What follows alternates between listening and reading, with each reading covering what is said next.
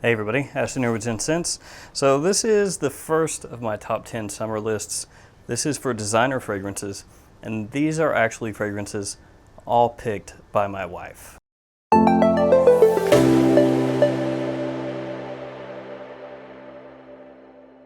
I still don't have everything unpacked, so you're gonna have to make do with pictures that I put up here instead of the actual bottles, but I do own all of these. I wanted to do things a little bit differently. I gave my wife free reign. I said, pick out your 10 fragrances that you like the most for me to wear this summer. And originally, I had expected that what she picked would fall in line with what I was gonna pick, and so I was just gonna do one video. But there were a lot of fragrances that I felt were either placed differently than I would place them or were just left out. So this is gonna be the list that she picked for me, and then my own list is gonna come up here shortly. Number 10 is Popeye Eau Fraiche, which is really just Le Male Eau Fraiche because now it's in a Superman bottle, but it's the same fragrance as what's in the Popeye bottle. There's vanilla, mint, some aldehydes. It's got bubblegummy sweetness. It reminds me a little bit of clean cotton clothes. I actually picked my bottle up from Ross's, but you can't find it there anymore. So your best bet is to look online or in Macy's because Macy's seems to carry these. It's also a really big compliment getter, so that's a big positive as well. Number 9 is a fragrance that does not get much love from the fragrance community. It is Gucci Guilty Black by Gucci. It was a really good seller when it came out, but if you look this up on Fragrantica, the hate bar is very high as compared to the like and love bar. So be aware that it's a little bit generic. There's lavender, green notes, coriander in there. It is really versatile and it does pull compliments though. And you can pick it up for a decent price on discounters now that it's been out for a while. Number 8 is Prada Luna Rossa Carbon. This has ambroxan, metallic notes, a coal note. It's very similar to Sauvage. I did a full review on this. If you're interested, you can search my channel and find that. It is a little more versatile than Sauvage in my opinion. It's not as strong in terms of projection and longevity, and it's a little more refined. That lavender note comes across more strongly in Luna Rossa Carbon than it does Sauvage.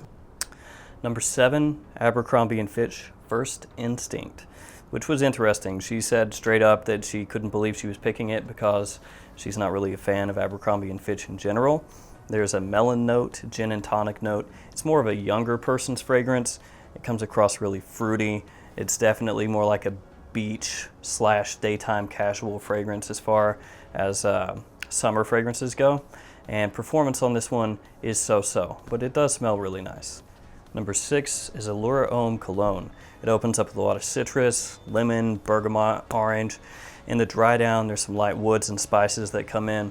It's similar to Dior Homme Cologne, the modern release of Dior Homme Cologne, not the vintage release. It's a really good, inoffensive daytime fragrance. And that brings me to number 5, which is Dior Homme Cologne. So she put those right next to each other. It also has a big blast of citrus off the top. It gets compared to iced lemonade a lot of times, and I definitely see that. For me, this is an ideal daytime warm weather fragrance. The performance is not great, but while it lasts, it smells amazing the entire time. Number 4 is Lacoste Yellow, which is interesting that it ranked so highly for her. She really likes it. It has tonic water, grapefruit, cypress. For me, it's kind of like a summer beater fragrance. And by that I mean that it's really inexpensive and easy to wear, so I can just spray it on however much I want, not even think about it. It's a little sporty, a little fresh. It's definitely nothing groundbreaking, but for me, it gets the job done, and my wife really likes it. Number 3 is Invictus Aqua. It has ambergris, aquatic notes, yuzu. I'm not a huge fan of Invictus Aqua, but my wife really likes it. It is a compliment getter type of fragrance. Basically, they took the original Invictus, balanced out the sweetness a little more with freshness so that it's not overbearingly sweet, made it a little more versatile, and gave it an aquatic edge, hence the name. Number 2 is L'Eau Bleu d'Issey Eau Fraiche, which really surprised me that she went for this one. It has rosemary, bergamot, and mint. Often you'll see this at TJ Maxx or Marshall's or Ross in the US. So it's available at discounters, in-store, and also online. You can find it really easily. It's not very expensive either. It has kind of a citrusy open, dries down into some rosemary with mint, and that citric kind of rosemary feel lasts for most of the fragrance. So it is fresh while at the same time having a little bit of an herbal aspect. That brings us to number 1, which was a big surprise, St. Kitts by Tommy Bahama. It has starfruit, ambergris, and sea salt, and it is cheap, super cheap. You can find this online right now, I think, for around $16 for 100 mils. It costs about the same as St. Bart's and Martinique, also by Tommy Bahama, and the performance is close to those two, maybe slightly better, but it's not a great performer. But since it's so cheap, it really doesn't matter.